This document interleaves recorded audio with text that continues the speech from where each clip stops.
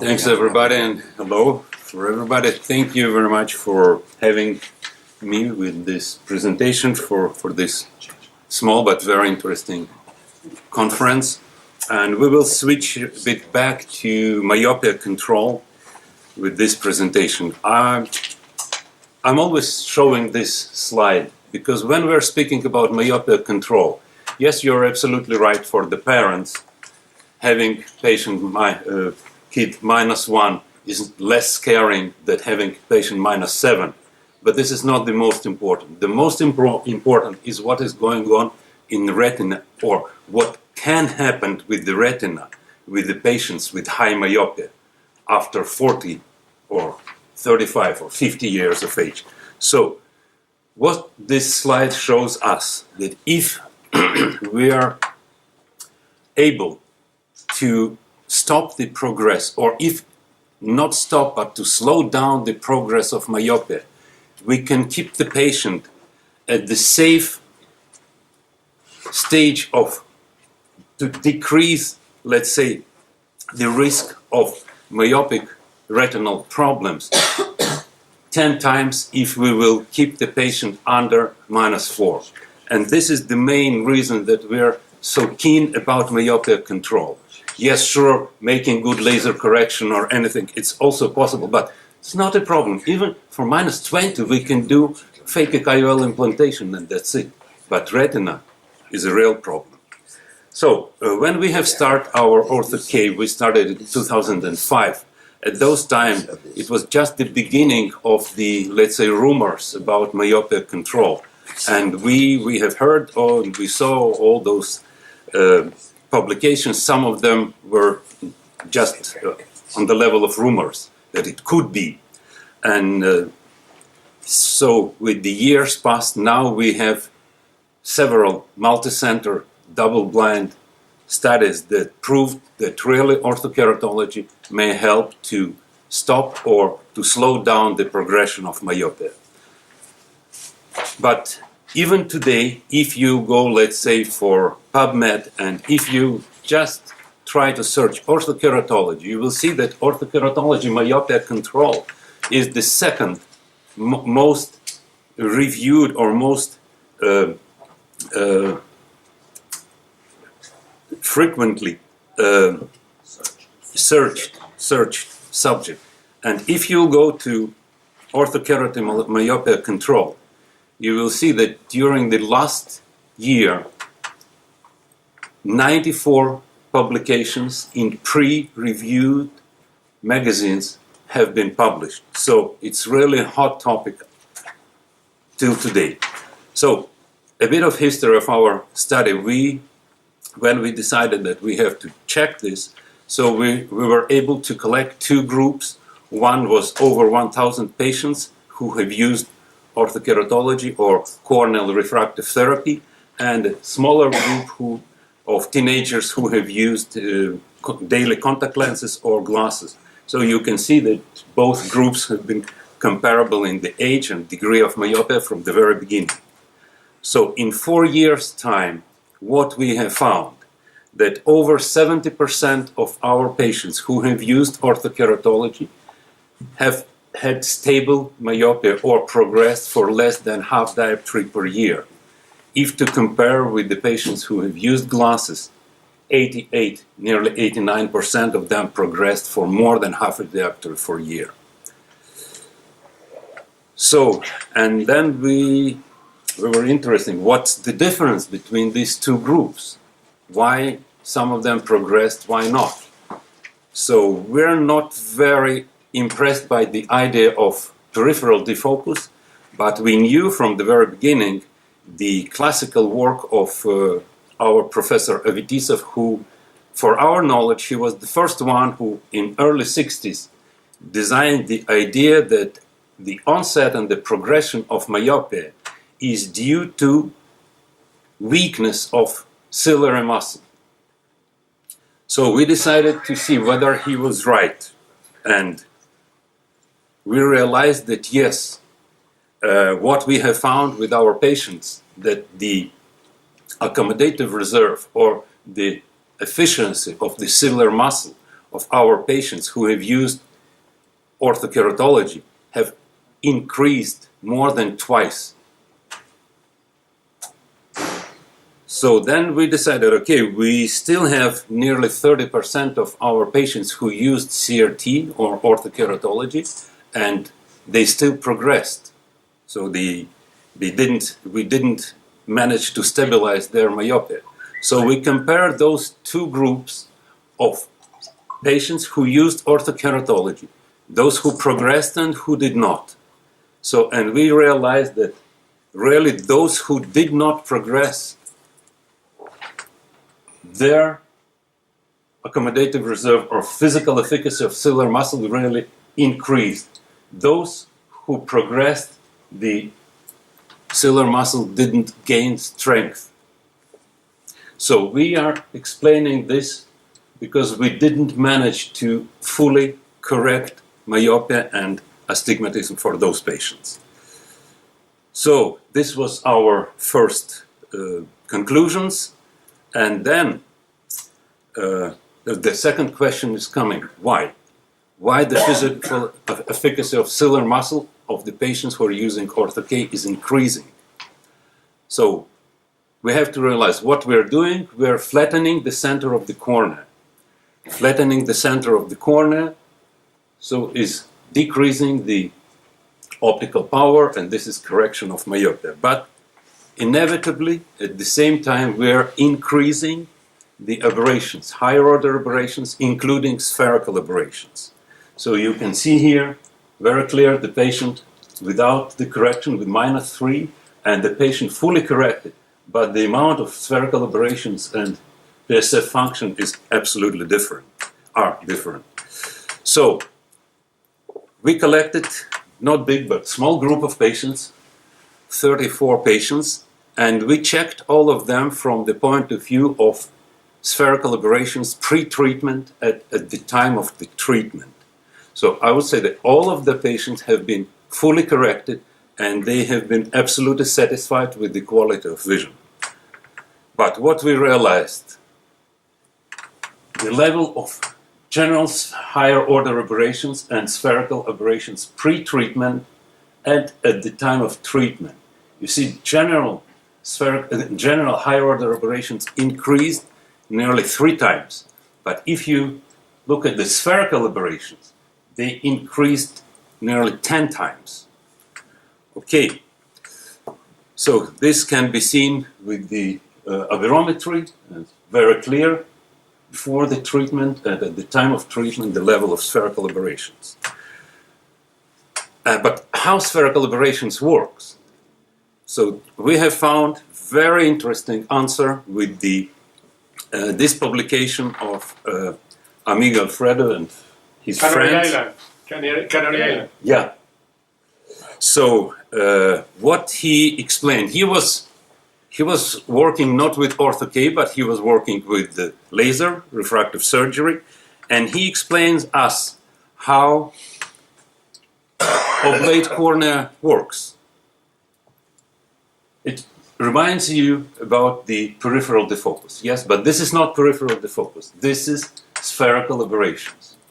Let's say spherical aberrations, induced spherical aberrations, are affecting the focus plane of the eye, and spherical aberrations are moving the main focus plane of the eye to the side of spherical aberrations. So we are increasing and we're inducing positive spherical aberrations, and they're moving, let's say, the focus of the eye to the retina.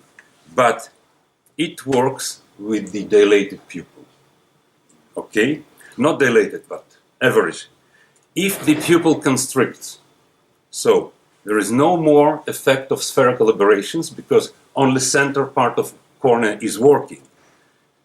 If we eliminate the effect of spherical aberrations with the constricted pupil, so actually the focus of the eye moves towards hyperopia.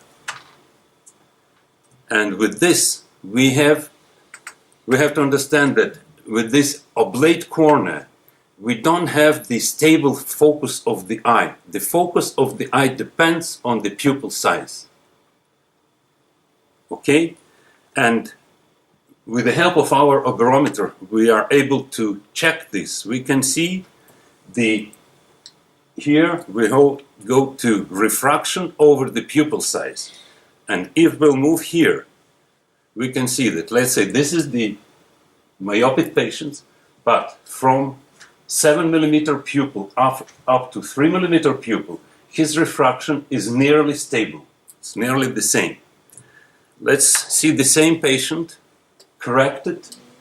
He's really emmetropic, but if we'll go and we'll check his refraction, so we'll see that he is really emmetropic if his pupil is between 3.5 and 4.5 millimeters. If his pupil constricts, so the refraction hieropia to the hyperopia. So, why we are speaking about meiosis or pupil constriction? Because pupil constriction is the part of accommodation. When we're accommodating, yes, we have the work of ciliary muscle, we have conversions of the eye, and we have accommodative meiosis. Pupil is always constricting. So with this part is taking place. So all our teenager patients who are oblate corneas and they have this effect. So we checked all of, not all, we had a small group of patients who we investigated from this point of view. All of them have been younger than 16 age, and all of them have been completed at least 1 year of corneal refractive. This is the number of the patient and the eyes we have checked, and now our results. You see the refraction of the patients pre and after 12 months. They're absolutely emmetropic, but if you see the refraction over the pupil, you see that it moves with the dilated pupil, it moves towards myopia, and with the constricted pupil, it moves towards hyperopia. So this, we did multifactorial analysis of these groups. So, and we realized that we have very strong... 1 second. One less, please. One less. I remember, maybe Jerome, in Presbymania 2012 in Moscow, Professor Mitsui from Japan present very similar work, but the title, Permanent Myopia Reduction by Following Cross-Linking with orthoKeratology. My question, with this fantastic result, what do you think about the option of the possibility to use to work with cross-linking to stabilize more? It's not working. No. It was proved. I don't know what professor is a professor, okay, but from our experience, we did it several times. I'm not showing it here, but we had a group of more than, I think, 200 patients, 400 eyes. We checked their corneas at the pre-orthoK and at the time of orthoK, and we did the epithelial mapping, we did the topography, anterior surface, posterior surface, OCT, anterior OCT, corneal OCT. Not a single influence on the corneal stroma by orthoKeratology. OrthoKeratology works on the epithelial level. Only. So except the complication of edema. Except the complication, yes, but it's a complication. It's not a treatment. Even he was working on this subject, and he was working also in Geneva at this time, and he tells us that he has to do the orthoK a lot too much than to do the cross-linking, because they have the cross-linking didn't stop the system, okay. you say. He say exactly your conclusion is stop to do orthoK with cross-linking. You'll stop orthoK treatment in 1 week time. You have the initial refraction. And you don't have the changing of the corneal stroma, just the corneal epithelium is redistributed or compressed. But he said to us, well, he has done 4,000 ortho-K. He's doing only that in Japan. It's really a fan of ortho-K. I'm sorry. No, I'm sorry perhaps to interrupt you. We're using ortho-K since 2005. Okay. Now, in our center, only in our center, we have over 6,000 of patients who are using ortho-K, and majority of them are teenagers. Sure. I share with you. After LASIK. Sorry? And about 1,000 with LASIK procedure after surgery. Yeah, and 1,000 of More than them, 4 years. they, after 4, 5, 6 years of ortho-K, they converted to laser, and we did LASIK for them. Just share what he said to us before, because it was really interesting what he said. He said that in Japan there are a lot of children and a lot of people. He's doing it with children and with other people because they are afraid about LASIK and stuff like this. And so by the time when he's doing ortho-K, he can slowly decrease the time of putting the lens, and the effects stay the same. Okay. And that was between the range of -1 to -5 or something like this. So don't I know will what- give you what- another figures. I don't We are know. doing a lot of cross-linking also. We are doing about 50 cross-linking per month.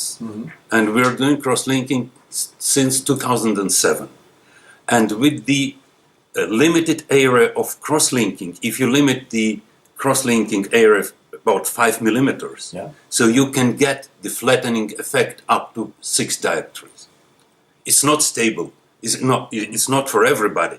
But for some patients, we're getting the flattening of the steep meridian till 6 dioptry. Decreasing. EPOF. Yeah, EPOF. EPOF, sure, EPOF. We're using EPOF. Yeah. So with this, if you do the cross-linking on the 5 millimeters. 5 millimeters, so sure you will get at least 2 to 3 dioptry of flattening of the cornea without ortho-K. So that's it. Incredible. Yeah. Do you have any experience with LASIK extra? You put some cross-linking Yeah. to and do you have any change of dioptry when you Actually- do LASIK plus cross-linking? We do that when we are a thin cornea. This is very, very interesting point. We are not very impressed by LASIK extra. So what we're doing, if need, we're doing PRK and cross-linking. Okay. But with our experience, unfortunately, we got much more With haze. haze. Yes, a lot of haze. So that's why what we're doing now, we're doing it in two sittings. We're doing, if it's possible, we're doing laser first, and then let's say in 3, 4, 5 months, we're doing cross-linking to be safe. You can still get some haze also. Oh yeah, sure. A question. After LASIK. No, Yeah, PRK, after PRK. PRK. Or I advanced prefer- surface I ablation. prefer the Surface same. ablation. I prefer the same. First time PRK, after normally 2-3 months. Yeah, cross-link. The cross-link. That's why we do Maybe LASIK let plus first. cross-linking. Yes. Just for a moment, what Yes. Shall we he's continue? doing, Sorry. Continue. producing a lot of discussion. So can I ask you, once you finish this talk, go straight on to your next one. I will forfeit mine to give Okay. you more time, because he's clearly interesting. Just a short question. Are you saying, you said you convert them to LASIK? Yes. You are saying the LASIK is also slowing myopia? No. What I was saying that the average of our patients who are using ortho-K is 14 To slow myopia. years. So we're using ortho-K mainly the idea to slow myopia, or for kids and teenagers for whom we cannot do laser. Okay, so but after they are reaching, we call it laser legal age, after age of 18, 19, especially if we have these patients for several years. We know that they're stable. We know that they're not progressing. We're mentioning for them. Now you're in the stage of you may convert to laser if you want. If you want, you may continue CRT or ortho-K. So some of them, they're saying, okay, we will do it later, but some are very eager to stop CRT and to do laser for them. So laser is not stopping the progression, no. But we can do laser, and we're doing a lot of laser. Because why we're mentioning it? Because at the refractive meetings, there are a lot of discussions whether laser is safe after orthoKeratology treatment or no. We know that it's safe. It's safe. So finishing this with our multifactorial analysis, we realized that we have very strong negative connection with this delta of refraction and the eye elongation. The more we have this changing in refraction, I mean hyperopic shift, the less elongation of the eye we have. The other interesting thing that we realized after multifactorial analysis that we didn't realize before, that this connection is stronger at the younger age group. So with this is we got the answer that we have to start orthoKeratology. The earlier the better. Okay, this was a bit unexpected conclusion for us, and this is our conclusion. So that in case of stable corrective effect, so we can stop progression, we have effect of myopia control, and hyperopic shift at the time of accommodative meiosis lead to increasing work of ciliary muscle and increasing of ciliary muscle capacity, and this can explain the effect of orthoKeratology on myopia control. And at the end, for small break, I would like to show you. This is our new center. Here it is. So we have 4-story building, 4,800 square meters for our medical center. And this is part of our group. We have more than 70 people working with us and 16 doctors. Thank you.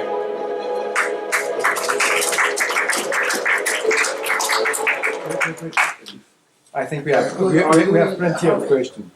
No, because you can continue with your. That's what I said. Yeah. So please sit down. Continue with your next paper. I'm in a rush because we have to be out of here at 5 p.m. Yeah, but we are sorting the program out. Solving the program out. We only need one person to fry a burger, not two. Okay. Right? So, and now we have some questions. That's, you think? Yeah. So ortho-K is doing an effect with a ciliary muscle. Yeah. Okay, I agree with you. And because of the pupilla, you increase the meiosis, you increase the depth of focus, so the ciliary muscle is weak. no. You see, it vice versa. It vice versa. If ciliary muscle is weak, so the myopia is progressing because it's a fatigue for the eye to work. Okay. So if you put a drop of atropine at the night, it will be an effect because the pupil is in Bigger. No. It's Vice versa. vice versa. Okay. You see, we talk about that later. okay. We can do this. We can sit all night and talk about acne. yeah. And we'll still Yes, be it's allowed very, to very listen. interesting question. No, it's a question. We have to discuss it.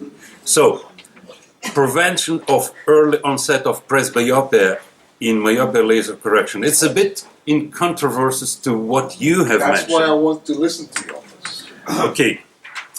And what is the problem with the early onset of? I think we're speaking about different type of corrections. I will explain you later on. So, actually, we got. It's very easy and very clear because it's absolutely the same effect when we're creating oblate cornea. with the laser, we're creating a oblate cornea with a conventional laser. Okay, so with this we have the same effect of induced positive spherical aberrations, and actually the center of our corneas are hyperopic, and we have a metropia only in the presence of spherical aberrations. The same when the pupil constrict, so the focus is moving towards hyperopia. But what is good for kids, because they have very elastic